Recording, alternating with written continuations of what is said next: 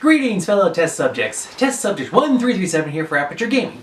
They make it, we test it, you play it. And welcome to our review of Watch Dogs Legion. This came out recently, and with Assassin's Creed Valhalla coming up in a few days, we wanted to get this review up and on the roads because we're gonna have basically two back-to-back reviews of Ubisoft games. So let's get into the game. Series. Yes, this is the third installment of the Watch Dogs series. Now, the E in Legions intimates that it's a 3, but officially, that's the official title, is Watch Dogs Legion, not Watch Dogs 3. And trust me, if you've played the Assassin's Creed series, you know there is some specifics about what they do for names and numbers and titles for games. Team. This game is once again brought to us by Ubisoft. Plot. At some point, in the not too distant future, the United Kingdom will, according to the game, will suffer a terrorist attack. And the people who are to blame are DedSec. So a private military contractor security organization comes in to help keep the city of London, England and its surrounding properties safe from any other cyber terroristic crimes. You play as anyone. You pick someone at random and you pretty much start to recruit DedSec followers to try to clear their name and figure out what's really going on. Gameplay controls. As I previously mentioned, you play as anyone. I think I heard someone say that the game features 9 million characters, and all of them are recruitable. You go around, you pick someone at random, and then you can use your phone, you can see someone's like, oh, this person is good at stealth. Oh, this person is good at certain combat. So you look at everyone's stats and you figure out what abilities they have, and you recruit them.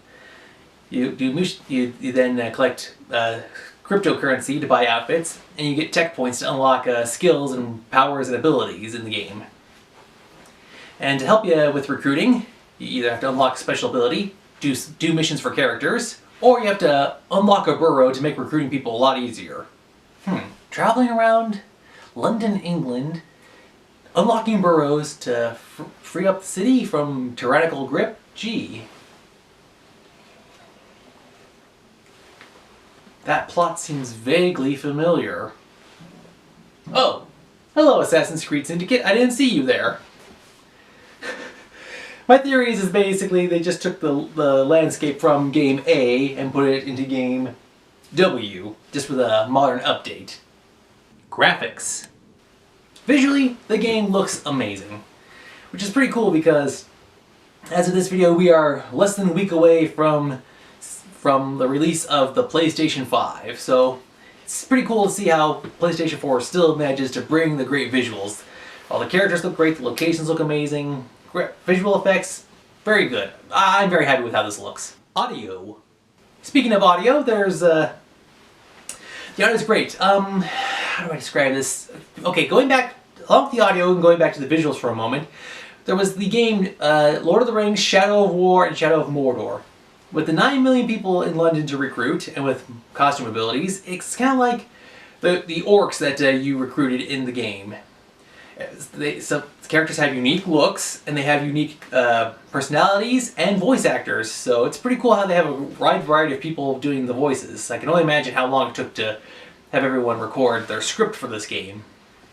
Everyone sounds good, and let's see, the music sounds good, the sound effects are good, and there's a good soundtrack in there for when you're driving around. And when you come to some places, you'll hear some music, and I'm like, okay, is this stuff original for the game? I actually heard some music in there I recognize from outside here in the real world, so they got a good mix in there. Pretty cool. I look forward to looking up the artists and figuring out who to add to my iPod.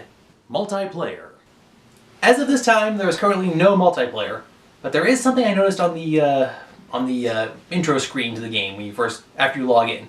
There's something that says online, it says coming in December of 2020. So there will be a multiplayer feature at some point, but for right now it is solely single player. DLC. Yes, now here's what. Before Watch Dogs came out, because of the new system coming out, they've had to switch over. Alright, Ubisoft used to have a service called Uplay, where if you completed certain actions in a Ubisoft game, like complete chapter 1, complete chapter 2, or run from here to there within a certain time limit while wearing this funny hat, Then you got Uplay points that you could say, alright, I have this many points, I can now either buy this outfit that adds 20 damage, or I could buy this special DLC mission. So that's pretty cool. That feature is no longer available. They made a whole bunch of stuff free, and they're trying a new system they're trying to incorporate. So check PS4, PS3, like your current and back systems, to see what stuff is unlocked and see what stuff you can get for your previous games.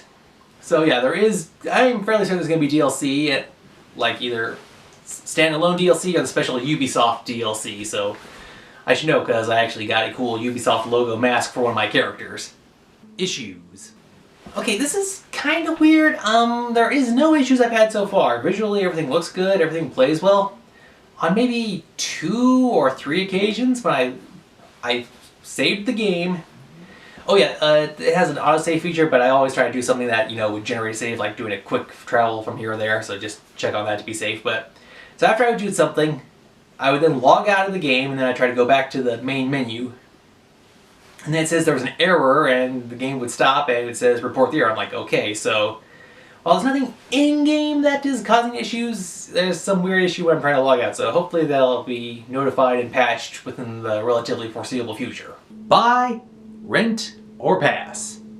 If you've just gotten this game, I'd suggest also getting the first 2 installments. The first Watch Dogs was a very gritty, serious a la Batman-esque thing into the world of hacking. The second one kind of took a lighter tone. First it was in Chicago, Illinois, and then it went to the West Coast in California, where things kind of took a lighter tone, but still elements of seriousness and some shady underlying evil happening there. And now it kind of seems to be, it has like action and gritty, but it has some elements of humor. So it's taking stuff from the first 2 games and adding its own. So it's definitely a buy, along with the first 2. It's a buy. Overall score. I have been a fan of this series. When I first saw the trailer for the first game, I wanted to try it. And then when I saw the sequels, I was like, okay, let's keep this train going. So yes, I've long been a fan of this series, and as you can tell, I highly recommend to buy it. And I've enjoyed the game so far, and I look forward to completing it and seeing what other unique features it has to offer. So I'm going to give Watch Dogs Legion a solid 10 out of 10. Alright, well that's all the time we have for this episode. Until next time, thank you for watching. This has been Test Subject 1337 for Aperture Gaming, saying thank you very much, and game on.